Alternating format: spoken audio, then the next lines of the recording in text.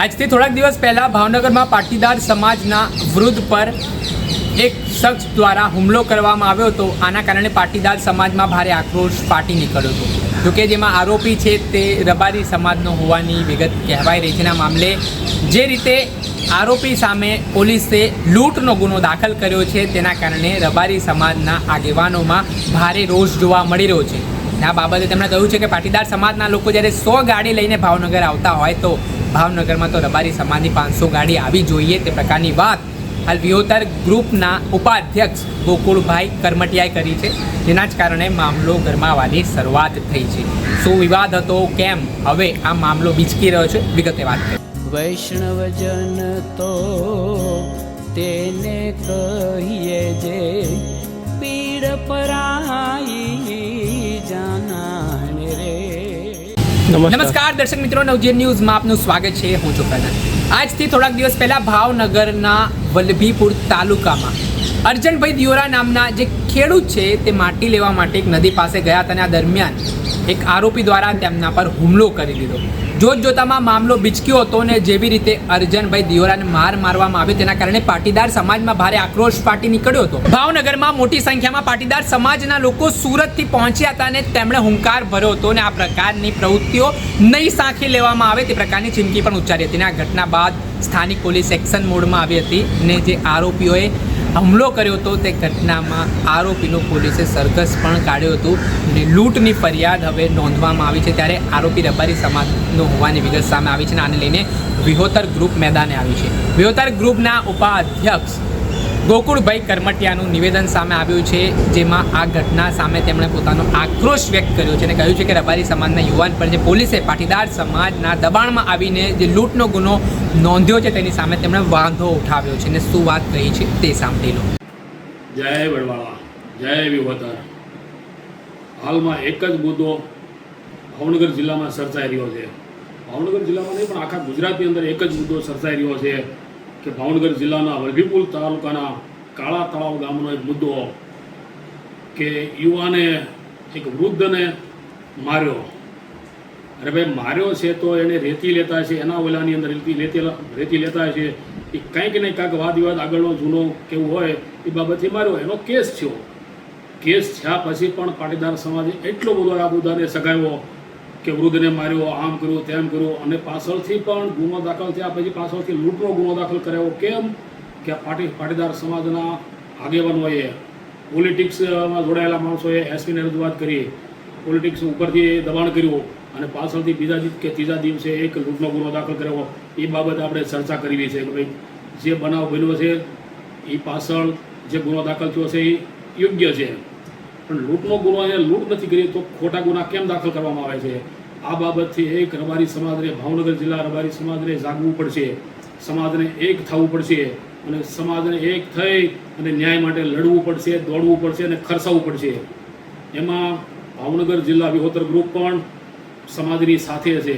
જ્યારે જ્યારે સમાજને દુઃખ પડે ત્યારે પણ રબારી સમાજની સાથે વિહોતર ગ્રુપ જોડાયેલું છે અને જ્યારે જ્યારે બનાવ બને ત્યારે વિહોતર ગ્રુપ કૂદીને અંદર યુવાનો પડવાના છે કે ભાઈ આ ખોટી વાત છે, ખોટી વાતની પાછળ ન્યાય માગવો પડશે આપણે બધાને। અને ભાવનગર જિલ્લાની અંદર કોઈ એવું કહેતું હોય કે આ મેસેજ અને આ મુદ્દો વિહોતર ગ્રુપે ઉપાડ્યો છે તો રબારી સમાજ સેવા ટ્રસ્ટવાળાએ આપણે ત્યાં ન જવું, એવું પણ નહીં ચાલે। બધાને સાથ એક ખભે ખભો મેળવી અને સાથે મળી અને આ કાર્યમાં જોડાવવું પડશે। અને જ્યારે જ્યારે રબારી સમાજ સેવા ટ્રસ્ટનું પણ આયોજન છે ત્યારે વિહોતર ગ્રુપ પણ એને ખભે ખભો મેળવીને એની સાથે ઊભું રહેશે। કારણ કે એક જિલ્લાની અંદર આપણી વસ્તી કેટલી, આપણો સમાજની વસ્તી ટૂંકી, એમાં એમ કે આ ફલાણા ગ્રુપનો છે, આ ફલાણા ગ્રુપનો છે, વાદ વિવાદમાં આપણે રહેશું તો આપણા સમાજની અંદર ભાગલા પાડશું। ભાગલા નથી પડવા દેવા, સમાજને અંદર એક તાતને આપણે બાંધી રાખવો છે અને દરેક કાર્યોની અંદર આપણે બધાને જોડાવવું પડશે। આ જોડાઈશું તો જ સમાજને આપણે ન્યાય આપી શકીશું।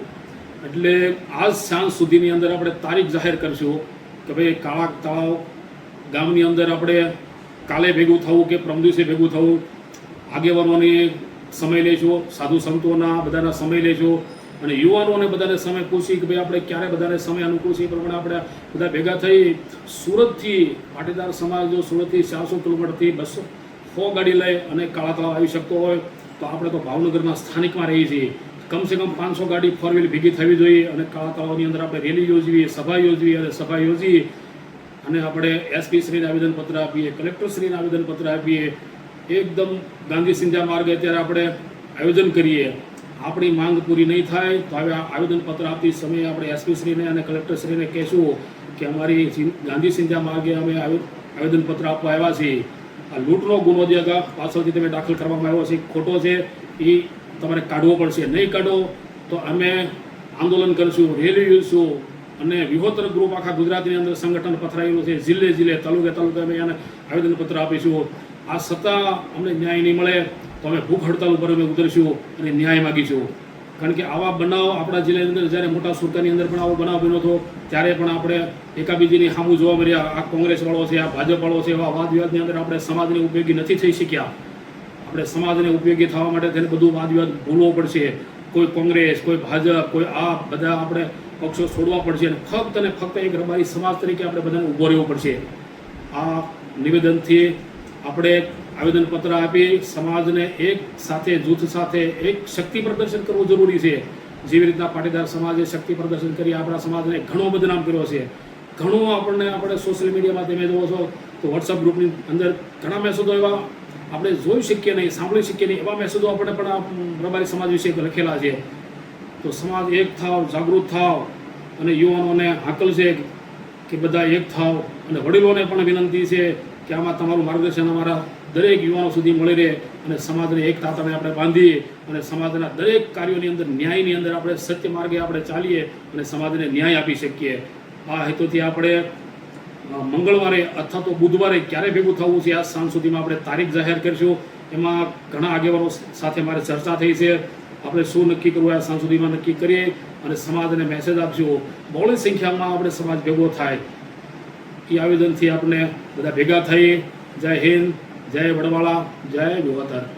આપણે સાંભળ્યા હતા રબારી સમાજના આગેવાન ગોકુળભાઈ કરમટિયા. હાલ તેમનું જે નિવેદન સામે આવ્યું છે તેમનું કહેવું છે કે પાટીદાર સમાજ જ્યારે 100 ગાડી લઈને ભાવનગરમાં ઘટના લઈને આવતો હોય તો આ રબારી સમાજના લોકોએ તો 500 ગાડી સાથે આવવું જોઈએ તે પ્રકારની વાત તેમણે કરી છે.